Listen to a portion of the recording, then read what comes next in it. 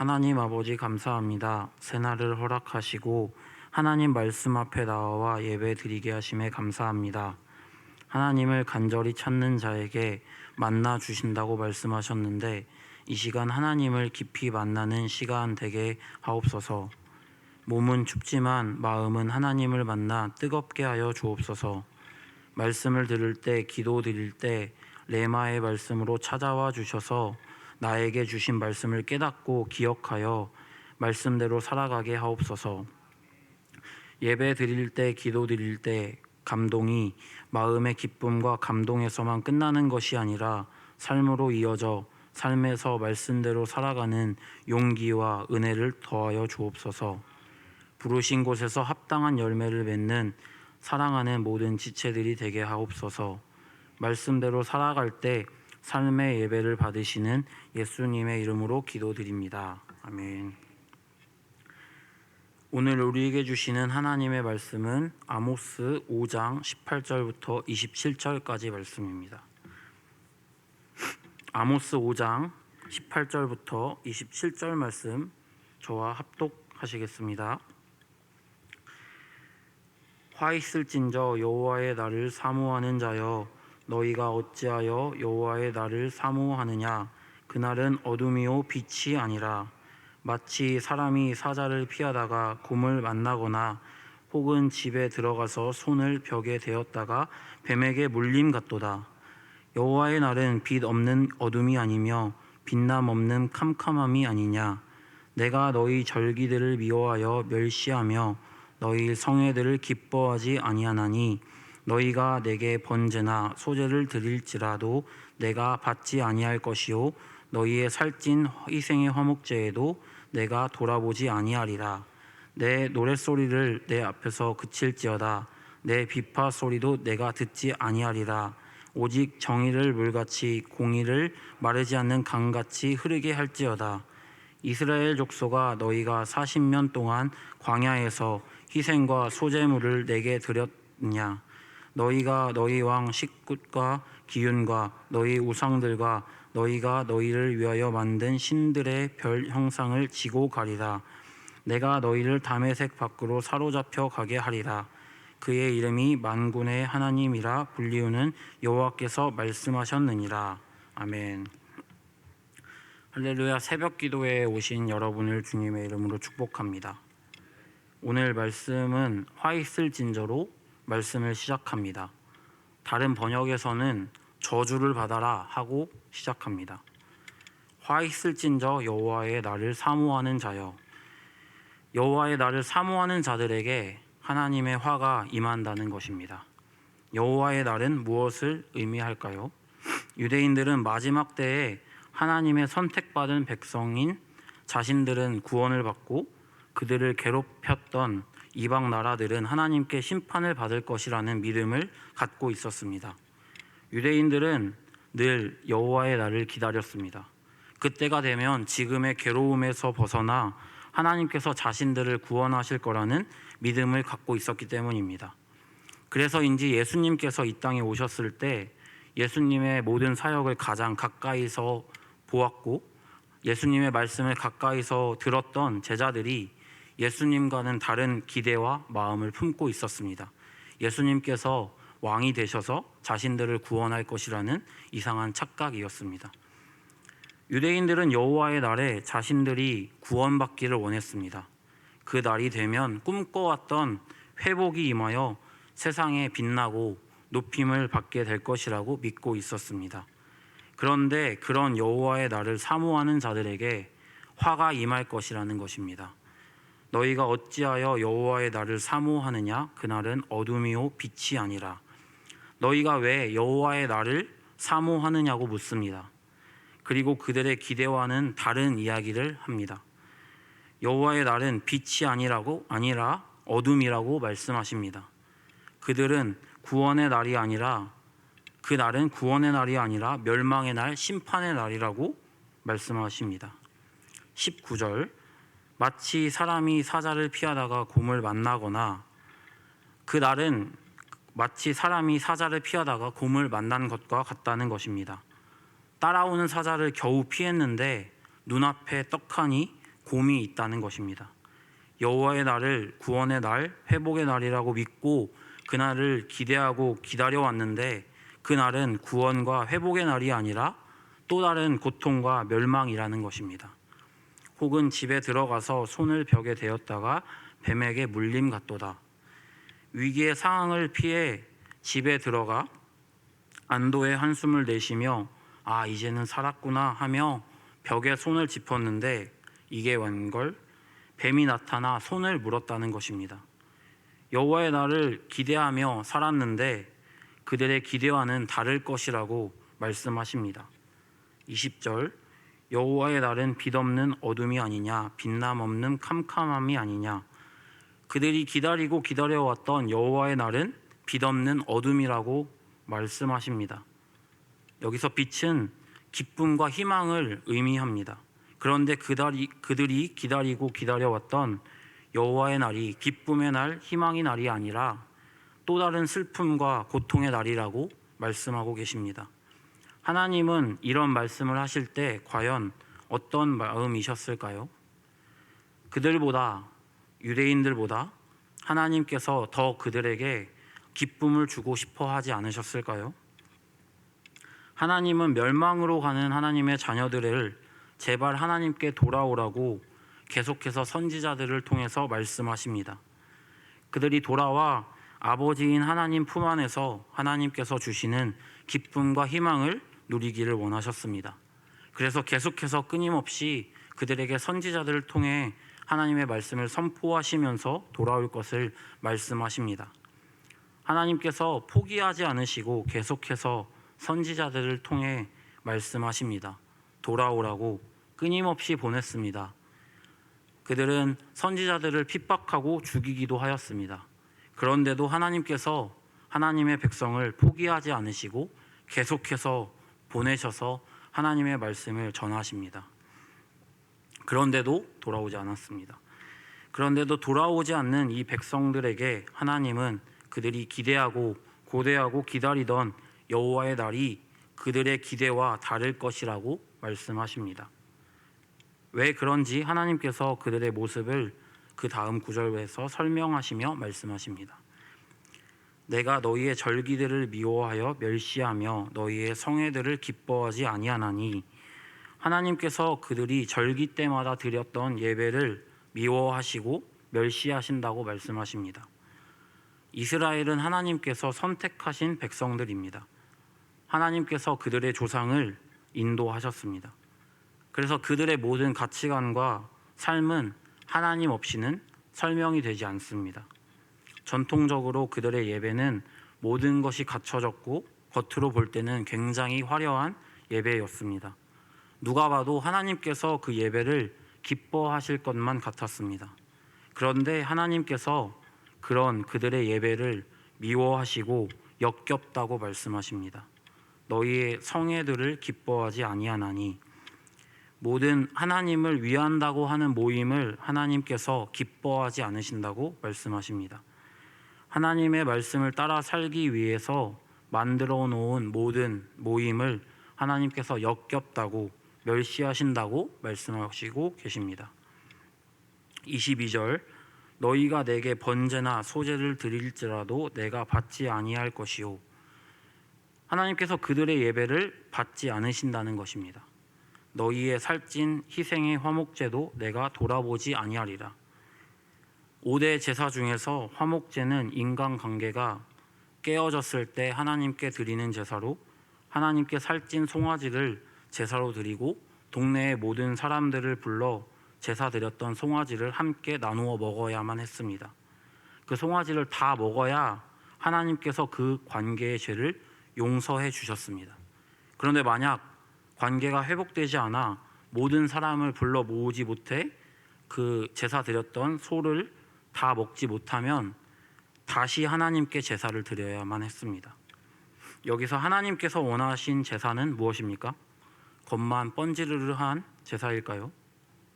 하나님께서는 삶에서 이어지는 진정한 회개 그리고 돌아섬을 원하셨습니다. 하나님께는 잘못했다고 하지만 사람에게는 진정으로 용서를 구하지 않는다면 하나님께서 그 제사를 받지 않으신다는 것입니다. 아무리 살찐 송아지를 하나님께 드려도 하나님께서 진정으로 원하시는 것에 순종하지 않으면 그 제사를, 그 예배를 하나님께서 기뻐 받으시지 않으신다는 것입니다. 우리가 드리는 예배가 겉만 화려한 보여지는 예배가 아니라 하나님의 뜻을 우리의 삶에 적용할 때 그 예배를 하나님께서 받으신다는 것입니다. 성경에 제사를 드리기 전에, 제물을 드리기 전에 용서하지 못한, 화해하지 못한 형제가 생각나거든 제물을 그 자리에 두고 돌아가서 그 형제와 화해하고 오라고 말씀합니다. 우리가 예배를 드리기 전에 우리가 정돈해야 할 것은, 우리가 생각하여야 할 것은 우리 마음 가운데 용서하지 못했던, 그리고 용서 구하지 못했던 우리의 형제가 있는지 없는지를 발견하고 하나님 말씀에 순종하는 저와 여러분이 되시기를 주님의 이름으로 축복합니다. 23절, 내 노랫소리를 내 앞에서 그칠지어다. 내 비파소리도 내가 듣지 아니하리라. 하나님의 말씀대로 살지 않는다면 하나님께서 우리의 찬양 소리도 듣지 않으신다고 말씀하십니다. 우리의 찬양은 세상의 노래와 같지 않습니다. 어떠한 주문이 아닙니다. 하나님의 하나님 되심을 인정하고 온 땅의 주인이신 하나님을 높이는 것입니다. 우리의 입에서는 찬양의 가사로 하나님을 높이는 것 같지만 우리의 삶이 찬양의 가사대로 살지 않는다면 하나님께서는 그 찬양을 받지 않으신다는 것입니다. 하나님께서 말로만 하는 그 찬양, 입으로만 고백하는 그 찬양을 역겹다고 말씀하십니다. 교회 안에서 사단의 공격이 가장 많은 공동체가 목회자 사역자들의 모임과 예배를 인도하는 찬양단과 기도 모임입니다. 사단의 주된 공격은 교만함과 분열입니다. 많은 공동체에 또 많은 지체들이 그 공격을 경계하지 않고 그대로 받아 교만한 마음을 품고 분열을 그대로 둡니다. 하나님께서 그것을 기뻐하지 않으십니다. 하나님께서 그 마음을 품고 있다면 우리의 예배를 받으시지 않습니다. 교만함과 분열이 우리의 마음 가운데 있다면 그 마음을 하나님께 회개하고 사람과의 화해가 이루어지는 우리의 모습이 되기를 소망합니다. 우리가 하나님께 찬양을 드리며 무엇보다 중요하게 생각해야 할 것은 내가 속한 공동체에 분열이 있는가를 살펴야 합니다. 분열이 있다면 그 사이에 들어가 화목하게 하는 사람이 되어야 합니다. 또 자신의 마음에 교만한 마음을 취하고 있지는 않는가 돌아봐야 합니다. 내가 마주하는 다른 사람을 바라보는 것이 아니라 자신의 모습을 바라보는 것입니다. 내가 마주하는 다른 사람이 교만한 마음을 품고 그것을 돌이키지 않더라도 나는 내 모습을 발견하여 하나님께 돌이키기를, 겸손한 마음을 품기를 이야기합니다.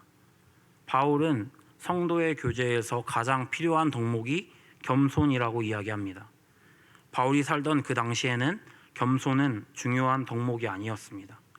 왜냐하면 겸손은 미천한 종이나 취하는 태도였기 때문입니다. 바울이 살던 당시에는 노예가 존재했습니다. 노예는 주인의 재산이었습니다.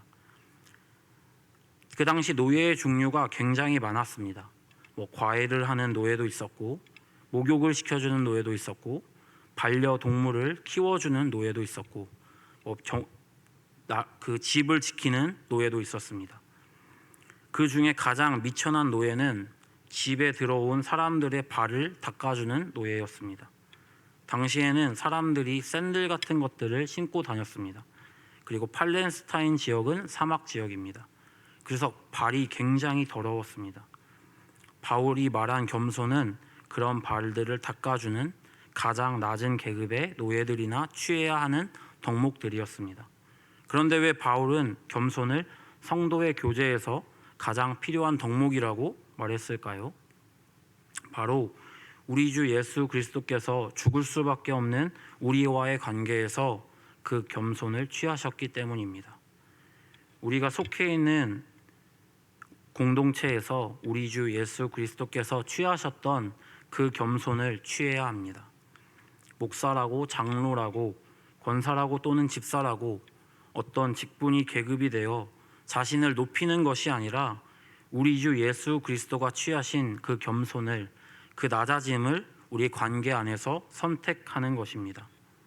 신앙의 연수가 길어지고 하나님의 말씀을 많이 알면 알수록 우리의 태도는 낮아져야 하고 겸손하여져야 함을 믿습니다.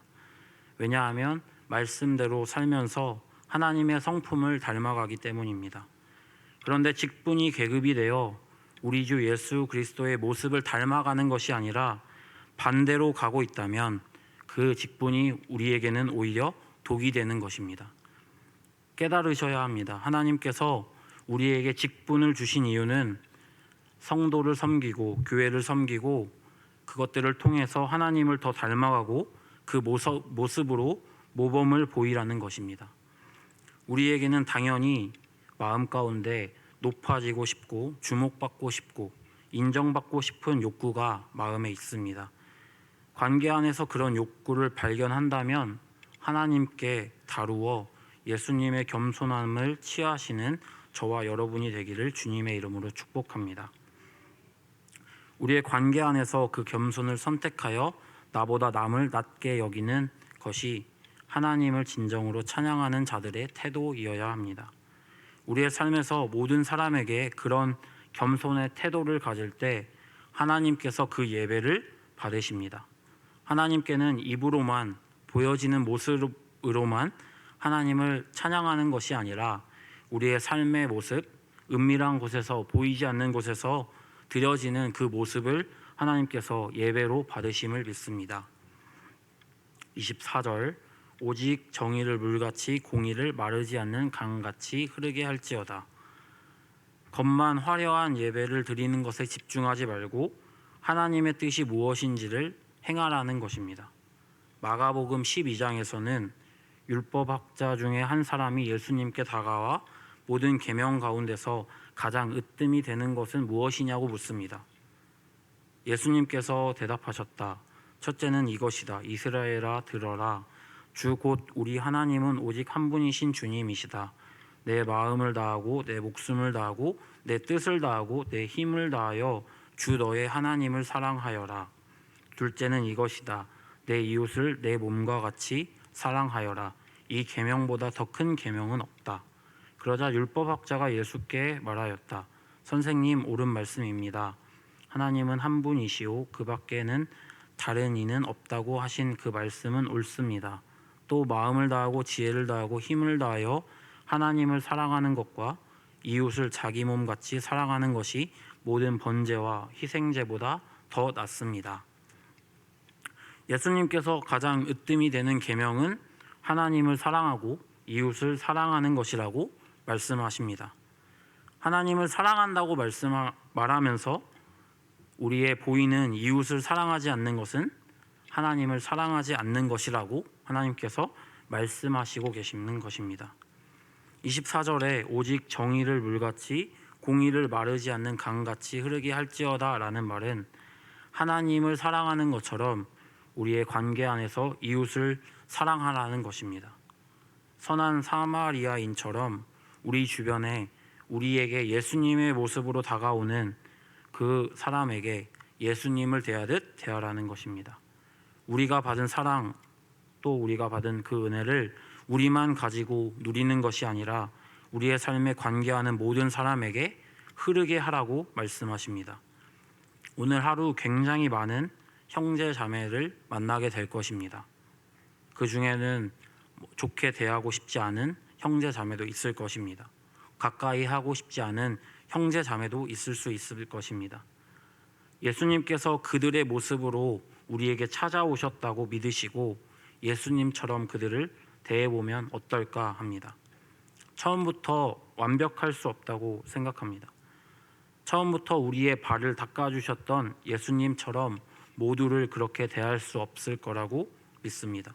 그러나 분명한 것은 늘 그래왔던 것처럼 그냥 스쳐 지나갈 수 있는 길에서 멈추어 서서 가던 길을 돌이켜 따뜻한 한마디의 말이나 마음에서 그들을 긍휼히 여길 수 있도록 간구하는 마음을 갖는다면 그 작은 변화를 진정한 예배로 하나님을 높이는 찬양으로 받으실 것입니다.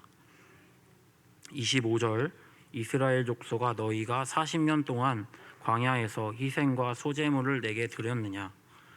출애굽한 이스라엘 백성들이 가나안 땅에 들어가기 전에 그들을 인도하신 하나님을 신뢰하지 못했습니다. 하나님께서 40일 동안 각 지파에서 한 명씩 가장 우수했던 12명의 정탐꾼을 뽑아 가나안 땅에 보내셨습니다. 그들이 40일 동안 정탐하고 돌아와 한다는 말이 우리는 그들의 밥이에요 였습니다. 오직 여호수아와 갈렙만 하나님을 의지하여 그들은 우리의 밥이라고 고백했습니다. 하나님께서는 분노하셔서 40일을 40년으로 계산하셔서 그들을 광야에 머무르게 하셨습니다. 하나님께서 실망하시고 분노하셨습니다. 출애굽 1세대가 다 죽기까지 광야에서 그들을 먹다 죽게 하셨습니다. 광야에서 40년 동안 구름 기둥으로 하나님께서 그들을 인도하셨습니다. 구름이 이동하면 그들이 그 구름을 따라다니며 이동하며 살았습니다. 하나님께서 그때를 말씀하시는 것입니다. 그때는 구름이 이동하면 이동했기에 모든 것이 관소화되었을 것입니다. 아모스 시대처럼 또는 지금처럼 겉이 화려한 예배가 아니었을 것입니다. 그런데 광야에서 그들의 마음에는 모든 것에 하나님을 의지하는 마음이 있었습니다. 하나님께서 예배에서 가장 중요한 것은 우리의 마음이라고 말씀하십니다. 하나님은 외모를 보지 않으시고 우리의 중심을 보신다고 말씀하십니다.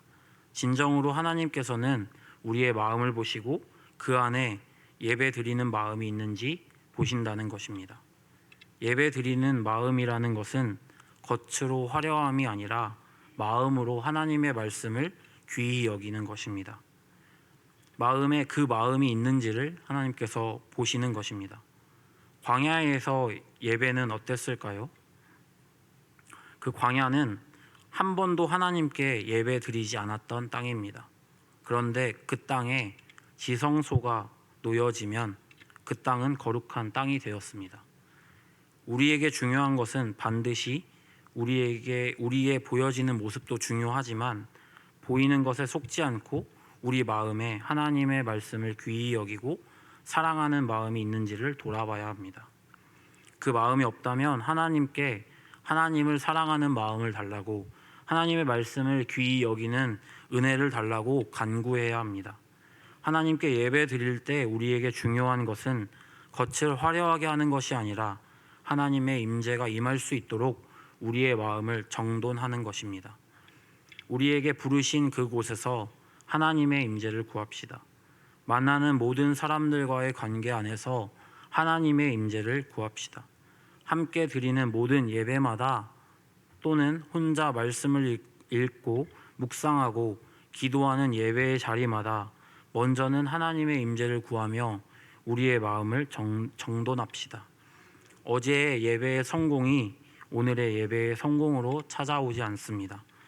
과거 우리의 모습에서 하나님께 진실로 예배 드렸던 기억을 버리고 오늘 부르신 그 자리에서 몸과 마음으로 진정한 예배를 드리는 저와 여러분이 되기를 축복합니다. 믿지 않는 사람들과 섞여 살면서 그들을 예수님처럼 대할 때 오는 온갖 무시와 조롱이 있을 수 있습니다. 왼뺨을 맞는 것과 같은 고통을 당할 때도 있습니다. 오리를 가자 했는데 심리를 가주는 고생도 있을 수 있습니다. 예수님을 닮아가려는 작은 태도를 통해 얻는 손해를 함께 모여 예배 드릴 때 서로를 격려하고 위로하고 보듬어 주기를 소망합니다. 그래서 예수님을 닮아가려는 그 모습을 하나님께서 산 제사로 기뻐 받으실 것입니다. 우리의 작은 몸부림이 하나님을 찬양할 때 기쁨이 되어 고백하는 찬양이 되기를 소망합니다. 기도드리겠습니다. 하나님 아버지 감사합니다. 우리를 사랑하셔서 은혜를 허락하심에 감사를 드립니다. 하나님 말씀을 통해 우리의 모습을 돌아보게 하셔서 감사합니다. 하나님 철저하게 하나님의 말씀을 거울 삼아 우리를 돌아보게 하셔서 하나님 말씀에 바로 서게 하옵소서. 돌이키지 못하는 숨은 죄가 있는지 생각나게 해주셔서 철저하게 하나님께 돌아가는 은혜를 더하시옵소서. 아버지, 보여지는 것에 집중하기보다 마음에서 삶에서 하나님을 귀히 여기고 하나님의 말씀대로 적용할 수 있는 은혜를 더하옵소서. 말씀대로 산다는 것이 두려움이 있습니다. 손해보고 온갖 조롱과 멸시를 당할 수도 있습니다. 아버지, 부르신 그곳에서 하나님께서 원하시는 예배를 드리기 원합니다. 하나님의 말씀을 귀히 여겨 말씀대로 살아가 우리의 예배를 기뻐 받으시기를 원합니다. 우리의 모습이 점점 더 예수님을 닮아가기를 원합니다. 그래서 우리가 만나는 믿지 않는 자들과 섞여 살 때에 예수님 닮은 우리를 보고 그들이 하나님을 바라보고 찾게 되는 은혜가 있게 하옵소서. 간절히 부르짖는 기도에 응답하시고 가장 좋은 것을 주시는 예수님의 이름으로 기도드립니다. 아멘.